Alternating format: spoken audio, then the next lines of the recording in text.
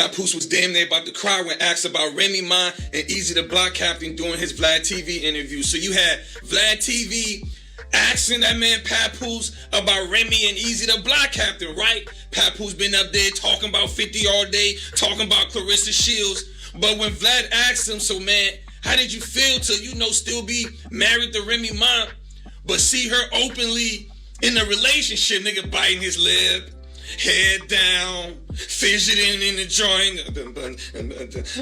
I don't want to talk about Remy. I can love and respect for Remy. I knocked him out. I knocked him out. Nigga, did he ask you about the fight with Easy the Block Captain or how you felt with Remy dating Easy the Block Captain? Boy, that boy still hurt. That's why he wore them glasses for real. He didn't want you to see his eyes was puffy as a mug behind them glasses. Now I gotta keep it a buck. Hey Pap, my nigga, you look way better together with Remy Ma than with Clarissa Shields, and they ain't even close. And I can say the same for Remy Ma. Remy, you look better with Pap than with Easy the Block Captain, the bootleg Pap. But that boy Pap, man, look, man, he still love Remy, man. Go back to your wife, man. Go back to your wife, my nigga. Papoose was damn near about to cry when asked about Remy Ma. It all started in a way nobody really expected, the kind of situation that feels quiet on the surface, but somehow you can sense something is not right underneath. For a while, everything looked calm from the outside. No big arguments, no public drama, no clear signs that anything serious was about to happen. But if you were really paying attention, you would notice the small things, the little comments here and there, the subtle energy shifts, the way certain names started being mentioned differently, almost like there was something left unsaid every time they came up. And that's usually how it goes before things explode. It never starts with a loud warning. Starts with silence that slowly gets heavier. People were already watching closely without even realizing it. Every interview, every post, every small reaction was being picked apart by fans trying to understand what was really going on behind the scenes. Because when two people with history like that are involved, nothing ever really stays simple. There's always emotion still tied to it. Always memories that don't just disappear, no matter how much time passes or how much life moves forward. And then, out of nowhere, everything shifted. It wasn't a long buildup anymore. It wasn't hidden tension or quiet speculation. It turned into something direct, something impossible to ignore. A diss track dropped, and the moment it hit the internet, people stopped what they were doing. That's how you know something has changed the energy completely, because not every song does that. Not every release makes people instantly start talking like the world just tilted a little. But this one did.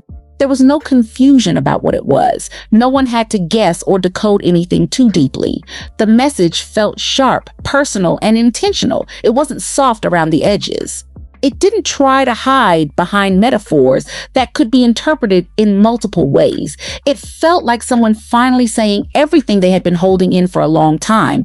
And at the center of it all was a name everyone already knew. Papoose. The history there wasn't something new. This wasn't a short-term situation or something casual that could be brushed off easily. This was years of connection, marriage, life built together, real moments shared in real time. The kind of history that doesn't just fade away even when things fall apart. And that's exactly why the diss hit differently. Because when there's that much emotional weight involved, nothing sounds like just music anymore. Everything feels personal. As the track played, people started catching on to the energy behind the words. It wasn't just frustration. It felt like correction. Like someone trying to rewrite a story they felt had been told wrong for too long. One of the biggest points that stood out was the response to the idea that Papoose had written for her in the past. That narrative had been floating around for a while, repeated in different spaces, sometimes casually, sometimes more seriously. But now it was being shut down directly, and not in a soft way. There was fire behind it. Like, this wasn't just about clearing up rumors. It was about reclaiming identity, about making it clear that her success, her voice, her career were her own. That frustration came through in a way that made people pause and really listen again. Because once that kind of statement is made in public, it changes how people look at everything that came before it. Now, it wasn't just about a relationship falling apart. It was about respect, about credit, about truth versus perception. And once that door was opened, it didn't stay focused on just one person. The energy in the track started spreading outward, touching on other themes, other situations, other people without always saying names directly. But in situations like this, names don't always need to be said. People online are quick to connect dots, especially when they already feel like they've been watching the story unfold in real time. That's when another layer entered the conversation. Clarissa Shields. At first, it wasn't obvious. It wasn't direct. It came through in lines that talked about competition, attention, image, and pressure. The kind of lines that don't point fingers, but still make people think of specific situations. And that's exactly what happened. Fans started connecting what they were hearing to what they had been seeing online because Claressa had been visible, very visible. Posts, updates, lifestyle moments, confidence on display. Everything felt amplified, almost like life was being shown in real time without filters. And because of that, when those lyrics dropped, people immediately started making comparisons. They started asking questions without needing answers. They started building narratives of their own, and suddenly the situation expanded. It wasn't just about a diss anymore. It wasn't just about two people with a shared past. It turned into a wider conversation about perception, about how relationships are viewed publicly, and about how quickly people form opinions based on what they see online versus what they actually know. The track kept circulating, and with each replay, people found more meaning. Lines started to feel heavier. Moments started to feel more intentional. It was like the more you listened, the more you felt like something deeper was being said underneath everything else. And that's when the internet really locked in. But what nobody expected was that the loudest response wouldn't come in words at all. It came in silence. After all the anticipation, after everyone waited for some kind of direct reaction, especially from Papoose, there was nothing immediate. No long statement, no emotional live, no response track, just quiet. And then he posted a picture. At first, it didn't seem like anything major. People post every day. That's normal. But this picture wasn't normal to the audience watching it because in that image, there was a detail that instantly caught attention. A ring, a wedding ring. Clearly visible, and that changed everything in that moment because people remember things. They remember what they saw before. They remember what was missing in earlier appearances. And now, suddenly, it was back. The timing made it feel intentional, like it wasn't just a random detail, but a message without words. And that's when the internet did what it always does best. It started analyzing. People slowed down the image, zoomed in, rewatched past interviews, compared old appearances, trying to understand what this meant. Was it a coincidence? Was it a statement? Was it a reminder of something still connected? Or just a personal choice that had no deeper meaning at all? But once the idea is planted, it spreads fast. And in this case, the idea was simple.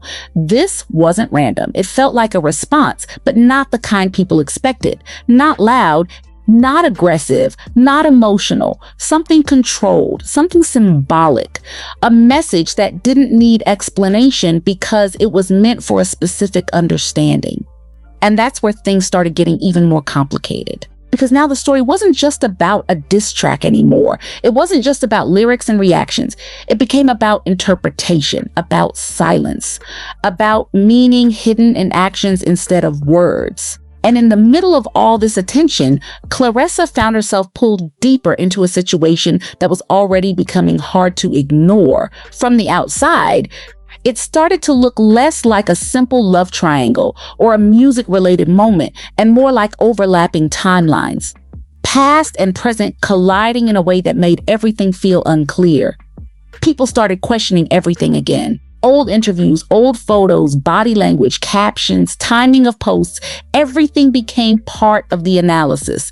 And once that happens, there's no easy way to stop it, because the more people look, the more they think they understand. And the more they think they understand, the more the story grows on its own. And just like that, what started as a diss track turned into something much bigger than anyone expected. Because now the real question wasn't about who said what. It was about what was still unspoken and whether anything in this entire situation was truly finished at all. The ring, the silence, the timing, the emotions.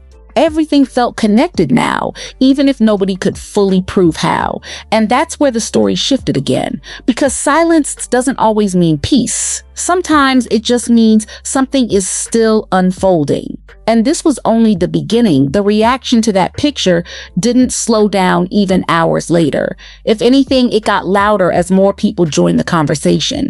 The image kept circulating, and every time someone new saw it, they had the same reaction. Confusion first, then curiosity, then assumptions, because when people don't get answers, they create their own. And in this case, the most common assumption was that the ring meant something deeper. A reminder, a signal, a quiet message directed towards someone specific without ever needing to say a name. That idea alone was enough to keep the conversation alive. But what made things even more intense was the contrast. On one side, there was a diss track full of emotion, frustration, and clarity. On the other side, there was silence paired with symbolism, two completely different responses to the same situation. And that contrast is what made everything feel even more confusing, because people didn't know which one held more truth, the words or the silence. Meanwhile, Claressa's name kept getting pulled further into discussions, even without her directly doing anything new. That's how public narratives work sometimes.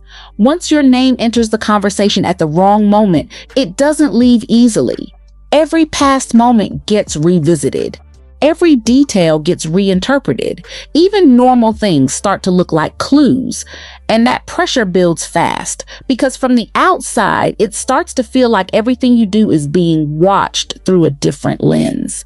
Nothing feels private anymore. Nothing feels neutral. Everything becomes part of a bigger story, whether you want it to be or not. But even with all the theories, one thing remained clear. Nothing about this situation felt fully closed. Every layer that got uncovered seemed to reveal another layer underneath it. Every answer created more questions. Every action led to more interpretation. And instead of settling, the situation kept expanding. And that's what made it so gripping for people watching, because it wasn't predictable. It wasn't clean. It wasn't finished. And just when it felt like the story had reached its peak, there was still this sense that something else was coming. Something that could shift everything again without warning.